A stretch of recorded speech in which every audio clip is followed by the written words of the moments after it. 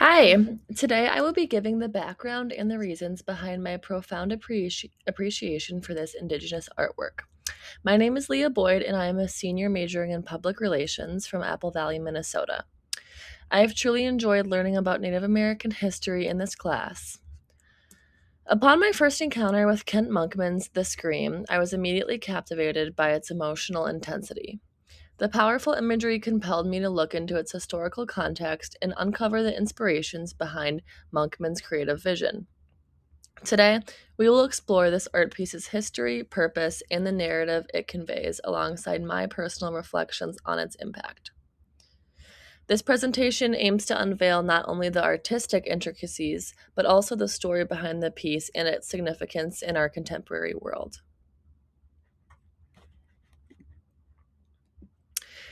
Kent Monkman is a Cree visual artist born in 1965, and he's one of the most well known Indigenous artists in Canada today. He grew up in Winnipeg and works across painting, film, and performance. His work consistently explores themes of colonization, sexuality, loss, and Indigenous resilience. This painting is called The Scream, compelled in 2017. The title is a direct reference to Edvard Munch's famous painting, but Monkman completely re-images it for its Indigenous context.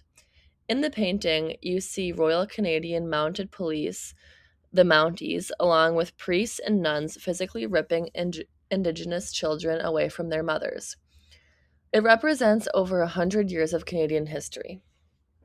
For much of Canada's 150-year history, Indigenous children were forcibly taken from their families and sent to residential schools, government funded church run institutions designed to assimilate them into Euro Canadian culture. The painting also references the 60s scoop, a period where Indigenous children were taken from their families and placed into non Indigenous foster homes or adopted out, often without consent. Monkman paints in a very classical style, which is intentional. He uses the visual language of European art history to tell stories that were left out of that history. By putting Indigenous suffering into this formal, museum worthy style, he forces viewers to confront the violence that Canada's institutions committed against Indigenous people. The Scream is both a historical document and a political statement. It demands that we remember what happened, and it refuses to let the violence be forgotten or softened. When looking at the Scream, the first thing that stands out to me is the chaoticness and all the emotions on display in the artwork. In the center, you can see the mix of government or military with church members taking away the native children from their families to attend the residential schools. Obviously, the parents are racing for their children to try and stop them from getting taken. Kent Monkman did a fantastic job at using body language to show the fear and chaos of the moment. Even before knowing the full and entire history of the painting, I think that anyone could tell that this represents a tragic event in our history. The purpose of the Scream is to educate the viewers about the history of the residential schools and the extreme harm that they cause to Native families. Instead of reading about the ill effects in a textbook, the viewers are able to see the raw emotions in the paintings and get a glimpse of what those families had to struggle through. The painting creates an emotional connection that encourages people to reflect on the wrongdoings. This is showing the long-lasting effects of colonism and why the history is still important to this day. The visual aspect of the painting makes the message more powerful because emotions can often times be more understood than just words alone. In the aspect of themes throughout the painting, a couple that jumped out to me early were colonism and cultural identity.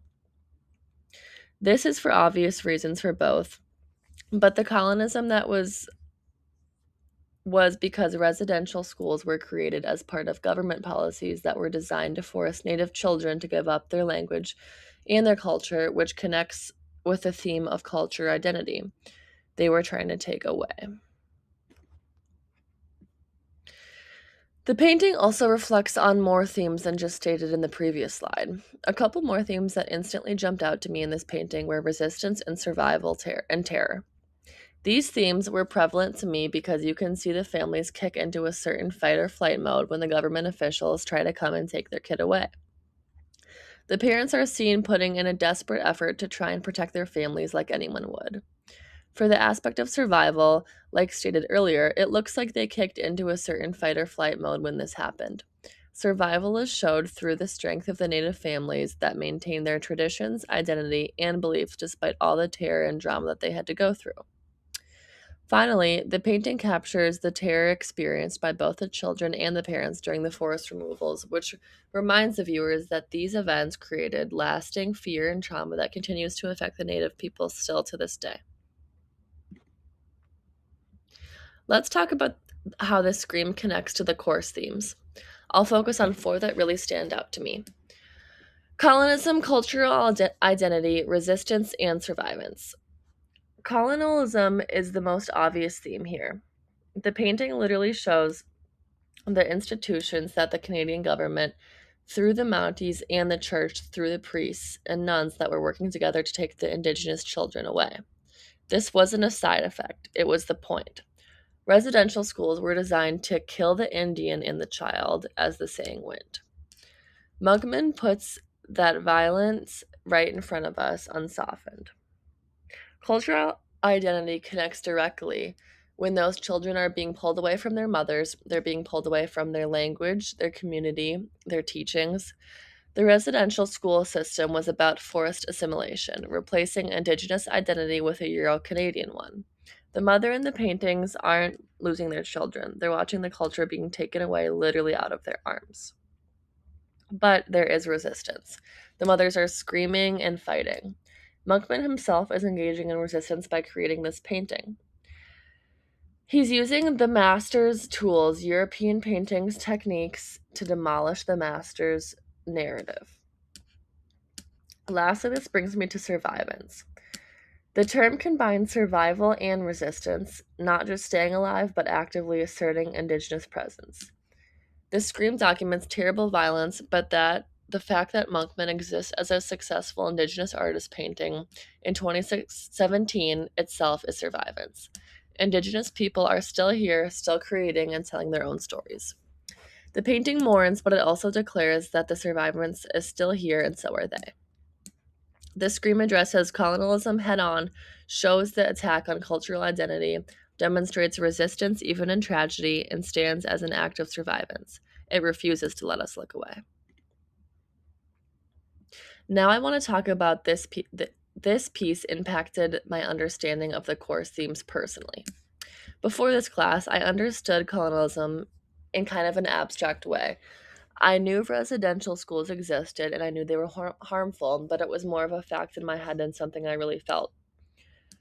The terms were concepts I could define but hadn't fully connected to a real human experience.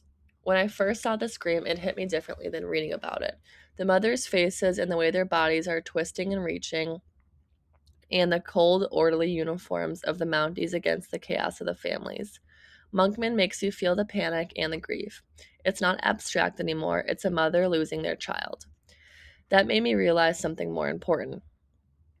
Colonialism isn't just a policy, it's this. It's families being torn apart, children crying from their mothers, and the themes we studied: cultural identity, resistance, survivance. They're not separate academic topics, they're all connected in this moment. The attack on cultural identity is happening right there in the painting. The resistance is in the mothers' bodies. Survivance is in the fact that Monkman is still painting this today.